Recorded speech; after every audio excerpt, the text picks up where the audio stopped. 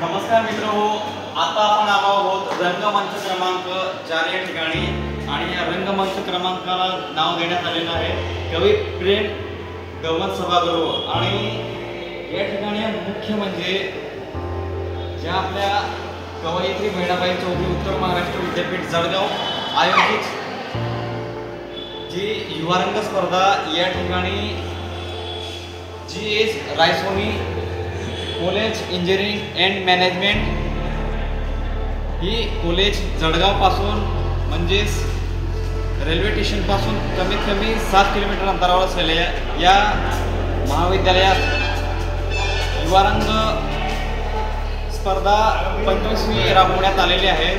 आणि या ठिकाणी आपण आलो आहोत आता रांगोळी या स्पर्धेच्या ठिकाणी।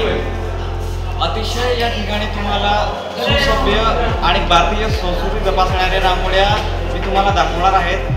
चला तर आपण आता रांगोळी पाहूया।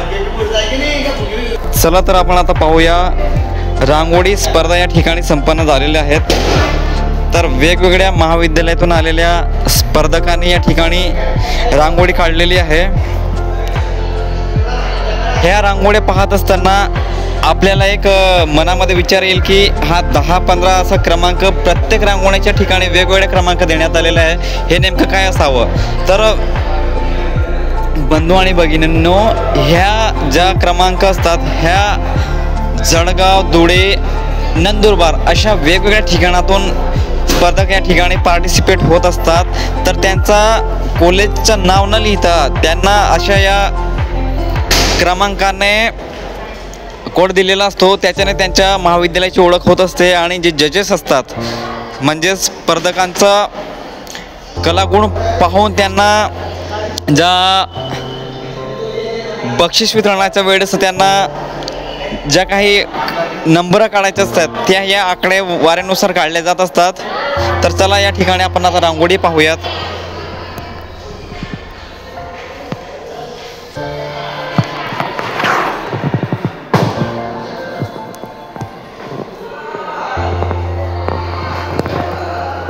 अतिशय सुंदर अशा या ठिकाणी रांगोळी स्पर्धा झालेली आहेत।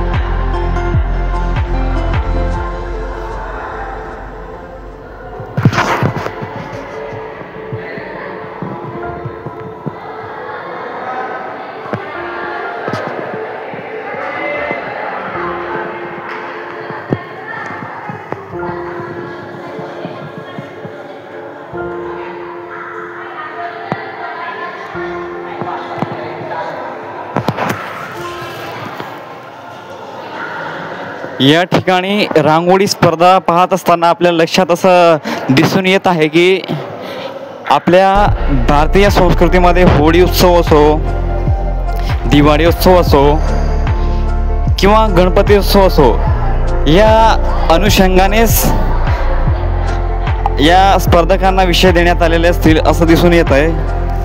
कारण ह्या सगळ्या काही रांगोळ्या पाहत असताना असं दिसतं की भारतीय संस्कृती जपासणाऱ्या रांगोळी या ठिकाणी काढण्यात आलेल्या आहेत। याचा अर्थ असा झाला की भारतीय संस्कृती किती महान आहेत आणि त्याच्यानुसारच ही आपली भारत देशाची ओळख होत असते असं सांगण्यास किंचित शंका नाही।